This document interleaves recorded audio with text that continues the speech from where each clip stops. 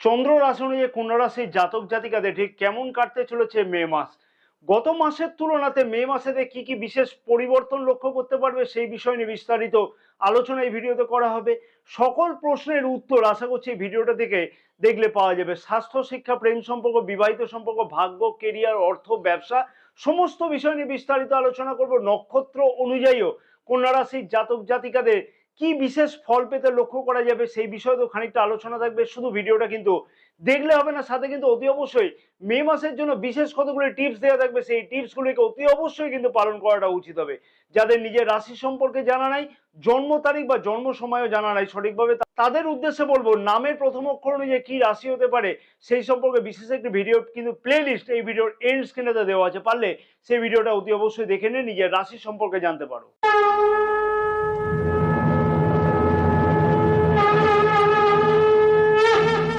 নমস্কার প্রিয় দর্শক বন্ধুগণ, আমি শ্রী পরাশর তোমাদের সকলকে জানাই সাদর অভ্যর্থনা তোমাদের এই প্রিয় channel the direction of destiny. আশা করছি প্রিয় দর্শক বন্ধুগণ সকলে তোমরা ভালোই আছো। ভিডিও শুরুর পূর্বেই আমি একটি ছোট্ট অনুরোধ করব প্রিয় দর্শক বন্ধুগণকে, যাদের এই চ্যানেলটা এখনো পর্যন্ত সাবস্ক্রাইব করেনি তাদেরকে অনুরোধ করবো যে চ্যানেলটাকে সাবস্ক্রাইব করে রাখবার জন্য, পাশে থাকা বেল আইকনটিকে প্রেস করে অল নোটিফিকেশন সিলেক্ট করে রাখবার জন্য।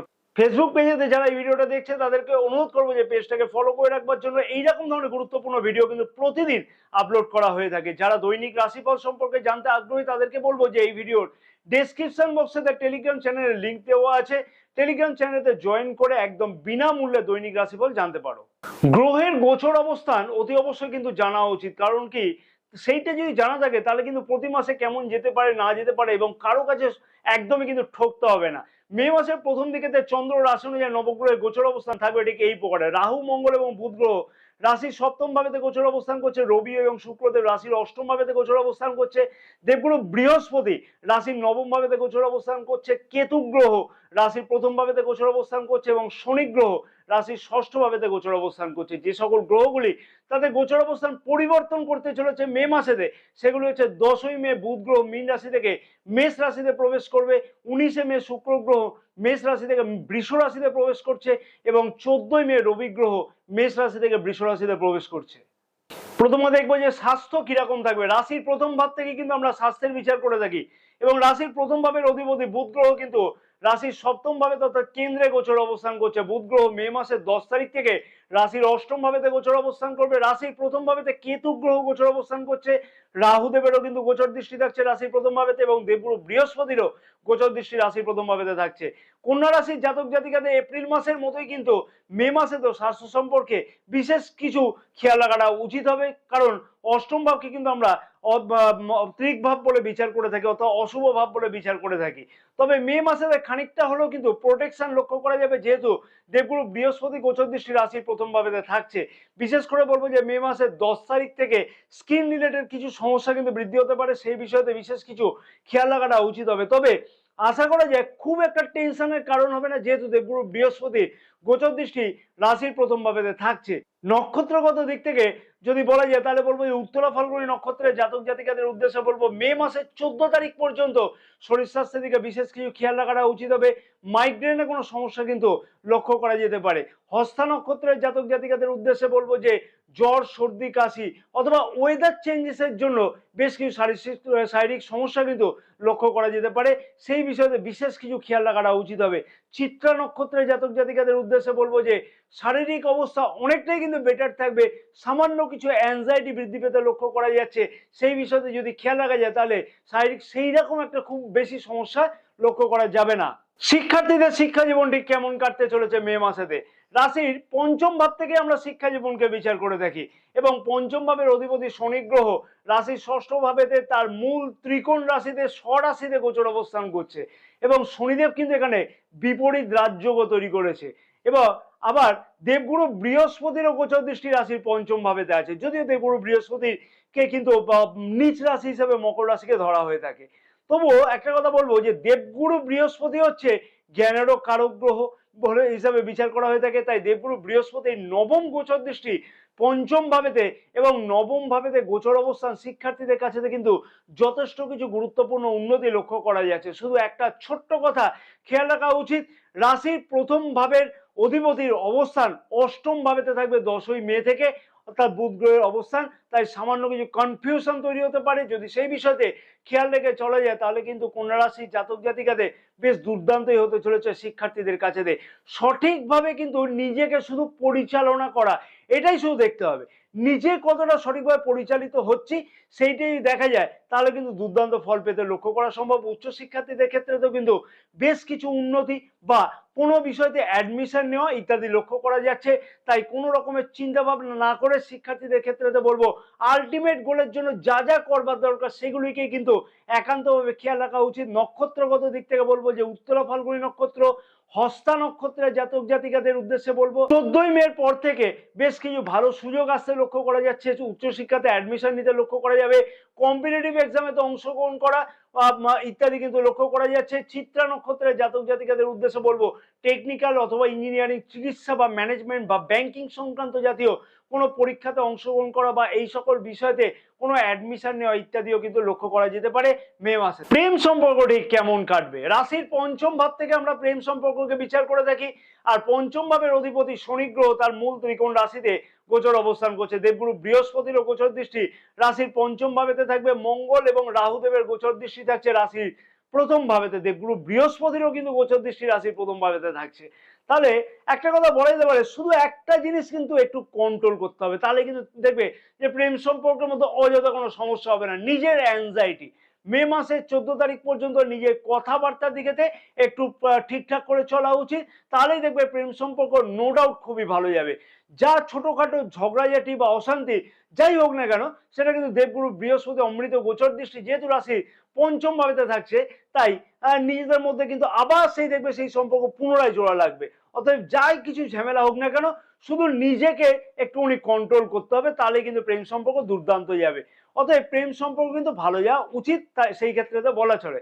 নক্ষত্রগত দিক থেকে বলবো যে উত্তরা ফাল্গুনী নক্ষত্রের জাতক জাতিকাদের প্রেম সম্পর্কের মধ্যে যথেষ্ট কিছু মজবুততা কিন্তু লক্ষ্য করা যাচ্ছে। কাছে পিঠে কোথাও ঘুরতে যাওয়া বা নিজের প্রেম সম্পর্কে স্বপ্নপূর্ণ হওয়া ইত্যাদি লক্ষ্য করা যাচ্ছে। হস্তা নক্ষত্রের জাতক জাতিকাদের উদ্দেশ্যে বলবো যে ইমোশনাল না হয়ে সম্পর্কের দিকেতে যথেষ্ট খেয়াল রাখাটা উচিত হবে। বিশেষ করে বলবো মে মাসের 14 তারিখ পর্যন্ত ইমোশনাল না হওয়া উচিত। চিত্রা নক্ষত্রের জাতক জাতিকাদের উদ্দেশ্যে বলবো যে নিজের রাগ ও জেদকে কন্ট্রোলে রাখা উচিত। অত্যধিক বেশি অ্যাংজাইটির ফলেতে কিন্তু সম্পর্কের মধ্যে বিশেষ কিছু অসুবিধা লক্ষ্য করা যাচ্ছে মে মাসেতে।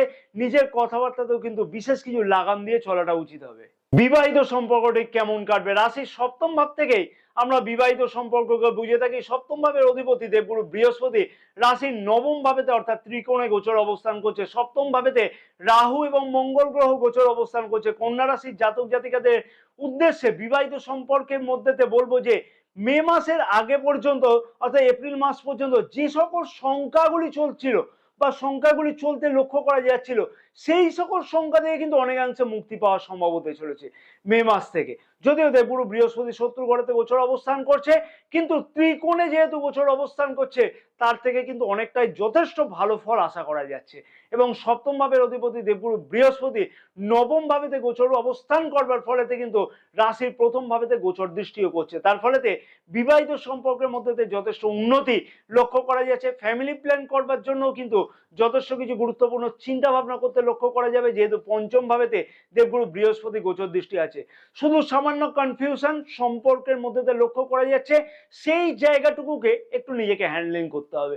নক্ষত্রগত দিক থেকে বলবো যে উত্তরা ফাল্গুনী নক্ষত্রে জাতক জাতিকাদের মে মাসের 14 তারিখের পর থেকে কিন্তু বিবাহিত সম্পর্কের মধ্যে যথেষ্ট কিছু উন্নতি লক্ষ্য করা সম্ভব হতে চলেছে। নিজেদের মধ্যে কোনো প্ল্যান প্রোগ্রাম করতে লক্ষ্য করা যাবে পরিবারের উন্নতির জন্য, অথবা দূরযাত্রা হতে লক্ষ্য করা যেতে পারে। পরিবারের উন্নতির জন্য কোনো চিন্তা ভাবনা করতেও লক্ষ্য করা যেতে পারে। হস্তা নক্ষত্রের জাতক জাতিকাদের উদ্দেশ্যে বলবো যে বিবাহিত সম্পর্কের মধ্যে খারাপ অবস্থান লক্ষ্য করা যাচ্ছে না, তবে নিজেকে বা নিজের ইমোশনকে একটু কন্ট্রোল করে রাখাটা উচিত হবে। কথাবার্তাতেও কিন্তু যথেষ্ট লাগাম দিয়ে চলা উচিত হবে। অযথা সন্দেহ প্রবণতা কিন্তু ত্যাগ করাটা উচিত হবে। চিত্রা নক্ষত্রের জাতক জাতিকাদের উদ্দেশ্যে বলবো যে তোমার লাইফ পার্টনার কেরিয়ারের দিক থেকে কিন্তু যথেষ্ট কিছু উন্নতি লক্ষ্য করা যাচ্ছে মে মাসেতে, এবং তোমাদের মধ্যে আন্ডারস্ট্যান্ডিং কিন্তু যথেষ্ট দুর্দান্ত লক্ষ্য করা যাবে আগের মাসের তুলনাতে। ভাগ্য, কেরিয়ার, অর্থ ও ব্যবসা, রাশির নবম ভাব থেকে আমরা ভাগ্য এবং দশম ভাব থেকে আমরা কেরিয়ারের বিচার করে থাকি। নবম ভাবের অধিপতি শুক্রদেব রাশির অষ্টম ভাবেতে গোচর অবস্থান করছে, এবং দশম ভাবের অধিপতি বুধ গ্রহ রাশির সপ্তম ভাবেতে গোচর অবস্থান করছে। 10ই মে থেকে রাশির অষ্টম ভাবেতে বুধ গ্রহ গোচর অবস্থান করবে। নবম ভাবের অধিপতি অষ্টম ভাবেতে গোচর অবস্থানের ফলে ভাগ্য ক্ষেত্রেতে কিন্তু বেশ কিছু অসুবিধার কারণ লক্ষ্য করা যাচ্ছে মে মাসে 19 তারিখের আগে পর্যন্ত। কারণ কি, অষ্টম ভাবকে আমরা কি বলে থাকি? ত্রিক ভাব বলে থাকি, অশুভ ভাব বলে থাকি। শুক্র গ্রহ কিন্তু এমনিতেই অষ্টম ভাবেতে গোচর করলেও শত্রু ঘরেতে গোচর অবস্থান করছে মে মাসের 19 তারিখ পর্যন্ত বা 19 তারিখে আগের তারিখ পর্যন্ত। তবে ভাগ্যের কারক গ্রহ দেবগুরু বৃহস্পতি রাশির নবম ভাবেতে গোচর অবস্থান করছে। প্রথম কথাই আমি বলবো যে ভাগ্যক্ষেত্র খুব যে খারাপ একদমই নয়। কারণ যেহেতু ভাগ্যের কারক গ্রহ দেবগুরু বৃহস্পতি অর্থাৎ দেবগুরু বৃহস্পতি নবম ভাবে অর্থাৎ ত্রিকোণে গোচর অবস্থান করছে, তাই ভাগ্য ক্ষেত্রে কিন্তু যথেষ্ট কিছু সহায়ক ফল অতি অবশ্যই লক্ষ্য করা সম্ভব। কিন্তু হ্যাঁ, একটু পরিশ্রম বেশি করতে হবে, অর্থাৎ ছোটাছুটি বা দৌড়ঝাঁপ বেশি করতে হবে, বিশেষ করে বলবো যে মে মাসে 19 তারিখ পর্যন্ত। তবে ভাগ্যাধিপতি স্বয়ং স্বরাশিতে গোচর অবস্থান করতে চলেছে মে মাসের 19 তারিখ থেকে। তার ফলেতে ভাগ্য ক্ষেত্রেতে কিন্তু আরো কিছু শুভ ফল লক্ষ্য করা সম্ভব হতে চলেছে। সামাজিক দায়বদ্ধতা যথেষ্ট পরিমাণে বৃদ্ধি পেতে লক্ষ্য করা যাবে মে মাস থেকে। সমাজেতে সুনাম বৃদ্ধি লক্ষ্য করা যাচ্ছে মে মাস থেকে। অনলাইন অথবা ডিজিটাল কাজের সাথে যুক্ত জাতক জাতিকাদের যথেষ্ট কিছু গুরুত্বপূর্ণ উন্নতি বা গুরুত্বপূর্ণ কোনো সম্ভাবনা লক্ষ্য করা যাবে মে মাস থেকে। যে সকল জাতক জাতিকা শেয়ার মার্কেটে ইনভেস্টমেন্ট করতে চায় বা বড় কোনো লগ্নি করতে চায় বা কোনো কিছু ক্রয় করতে চায়, তাদের ক্ষেত্রে তো বলবো 19 তারিখের পর থেকে মানে মে মাস 19 তারিখ থেকে সুবর্ণ কোনো সুযোগ আসতে লক্ষ্য করা যাবে। সারাটি মাস কিন্তু শুভ অথবা মাঙ্গলিক কাজ করা যেতে পারে। নক্ষত্রগত দিক থেকে বলা যেতে পারে যে উত্তরা ফাল্গুনী নক্ষত্রের জাতক জাতিকাদের বিশেষ কিছু সুযোগ ভাগ্য ক্ষেত্রে লক্ষ্য করা সম্ভব হবে মে মাসের 14 তারিখের পর থেকে। বড় কোনো লগ্নির সিদ্ধান্ত কিন্তু লক্ষ্য করা যেতে পারে বা নেওয়া যেতে পারে কোনো বিলাসদ্রব্য ক্রয় করবার জন্য। বিশেষ কিছু স্বপ্ন সার্থক হতে লক্ষ্য করা যেতে পারে। হস্তা নক্ষত্রের জাতক জাতিকাদের উদ্দেশ্যে বলবো ভাগ্যক্ষেত্র মিডিয়াম দেখা যাচ্ছে, অর্থাৎ একটু চিন্তা ভাবনা করে তারপরে যে বড় কোনো সিদ্ধান্ত নিতে বা নেওয়াটা উচিত বা এই বিষয়ে এগোনোটা উচিত হবে। চিত্রা নক্ষত্রের জাতক জাতিকাদের উদ্দেশ্যে বলবো অ্যাংজাইটি পরিত্যাগ করা উচিত। সমস্ত কাজেতে যথেষ্ট চিন্তা ভাবনা করে তারপরে এগোনো উচিত, তাহলে কিন্তু সফলতা ভাগ্যক্ষেত্রেতে অতি অবশ্যই দেখতে পাওয়া সম্ভব হবে। কেরিয়ারের দিক থেকে বলবো যে বুধ গ্রহ দশম ভাবের অধিপতি কিন্তু সপ্তম ভাবেতে গোচর অবস্থান করছে এবং 10ই মে থেকে রাশির অষ্টম ভাবেতে অর্থাৎ ত্রিক ভাবেতে গোচর অবস্থান করবে। কেরিয়ারের দিক থেকে বলবো যে মে মাসের 10 তারিখ থেকে কিন্তু কিছু না কিছু চিন্তার কারণ লক্ষ্য করা যাচ্ছে, তাই অতি অবশ্যই কেরিয়ারের দিক থেকে কিন্তু মে মাসের 10 তারিখ থেকে বিশেষ কিছু সাবধানতা অবলম্বন করা উচিত। নিজের অ্যাংজাইটি বা রাগ বা জেদকে কিন্তু কন্ট্রোল করে রাখাটা উচিত হবে। অযথা কিন্তু উচ্চ আধিকারিকদের সাথে কোনো রকমের তর্ক বিতর্কে না জড়ানোটা উচিত হবে। বিশেষ করে বলবো 14ই মে পর্যন্ত বা 14ই মে এর আগে পর্যন্ত। এবং মে মাসে হঠাৎ করে কোনো কাজের থেকে পরিবর্তন করব, কোনো কাজ ছেড়ে যে আরেকটা কাজে জয়েন করব, এই বিষয়ে একটুখানি গুরুত্বপূর্ণভাবে বা গুরুত্ব সহকারে চিন্তা করাটা উচিত। শত্রুতা কার্যক্ষেত্রের জায়গাতে কিছুটা হলেও বৃদ্ধি পাবে, তবে একটা কথা মনে রাখা উচিত যে শত্রুতা যতই বৃদ্ধি হোক না কেন তারা কিন্তু কোনো রকমের মাথা চাড়া দিতে পারবে না। কাজের জায়গাতে অতি অবশ্যই অ্যাংজাইটি ত্যাগ করে চলাটা উচিত। নক্ষত্রগত দিক থেকে বলবো উত্তরা ফাল্গুনী নক্ষত্রের জাতক জাতিকাদের এবং হস্তা নক্ষত্রের জাতক জাতিকাদের কেরিয়ারের দিক থেকে মে মাসের 14 তারিখের পর থেকে বিশেষ কিছু উন্নতি লক্ষ্য করা যেতে পারে। তবে উচিত সিদ্ধান্ত নেওয়ার আগে বিশেষ কিছুভাবে চিন্তা ভাবনা করে তারপরে এগোনো উচিত হবে। চিত্রা নক্ষত্রের জাতক জাতিকাদের উদ্দেশ্যে বলবো অ্যাংজাইটি অথবা নিজের জেদকে ত্যাগ করে যে কোনো বড় সিদ্ধান্ত নেওয়া উচিত, হঠাৎ করে নালে কোনো ভুল হয়ে যেতে পারে।